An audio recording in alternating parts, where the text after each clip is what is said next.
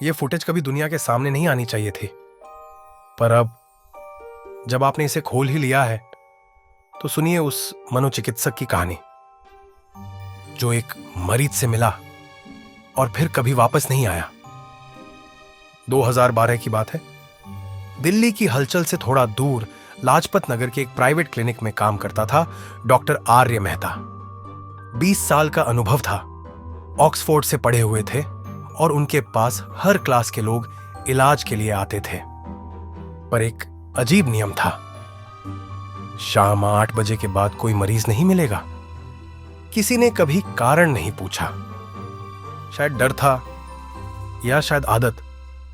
लेकिन 23 जुलाई 2012 को एक नई रिसेप्शनिस्ट ने गलती से एक अपॉइंटमेंट ले लिया। रात 9:30। मरीज का नाम था काव्या सिन्हा। काव्या जब क्लिनिक पहुंची तो बारिश हो रही थी।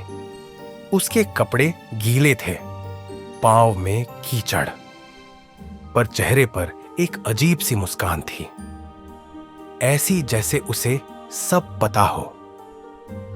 उसका आईडी असली था, उम्र 23 साल, और वो सीधे रूम 313 में भेज दी गई। डॉक्टर आर्य ने दरवाजा बंद किया और अगले 33 मिनट तक वहां से कोई बाहर नहीं आया।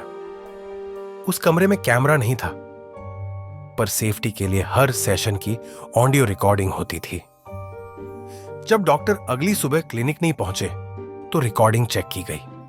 ऑडियो में ये आवाजें थीं, काव्या, डॉक्टर, क्या आपको भूतों पर विश्वास है? डॉक्टर आर्य, मैं ट्रॉमा पर विश्वास करता हूं, भूतों पर नहीं। काव्या, तो फिर आपकी मरी हुई बीवी आपके पीछे कैसे खड़ी है?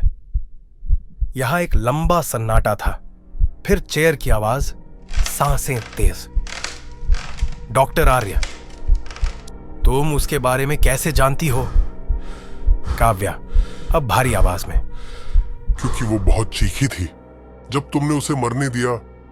फिर धपाक, कुछ गिरने की आवाज, और कुछ ऐसा जो इंसान की आवाज नहीं थी। सुबह 6 बजे क्लीनिंग स्टाफ ने रूम 313 खोला।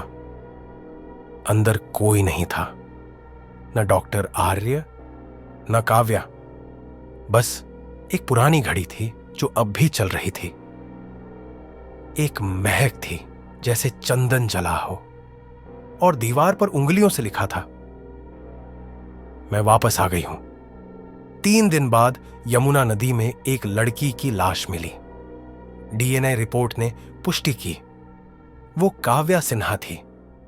मौत की तारीख 8 जुलाई 2012, यानी अपॉइंटमेंट से 2 हफ्ते पहले। पुलिस रिपोर्ट कहती है उसे उसके बॉयफ्रेंड ने मारा था। नाम एसीपी रितेश वर्मा। उसी रात एसीपी वर्मा ने भी आत्महत्या कर ली। सुसाइड नोट में लिखा था, वो वापस आ गई है और अकेली नहीं है। रूम 313 को अब स्टोरेज रूम बना दिया गया है। मरीजों को वहां जाने की इजाजत नहीं, पर सफाई करने वाले कहते हैं रात के वक्त वहां से किसी की बहस की आवाज आती है। कुछ कहते हैं 3री मंजिल की खिड़की से कोई उन्हें घूरता है, सफेद कोट में, डॉक्टर जैसा। कहानी शायद आपको काल्पनिक लगे, पर इसके दस्तावेज आज भी लाजपत नगर पुलिस स्टेशन में है।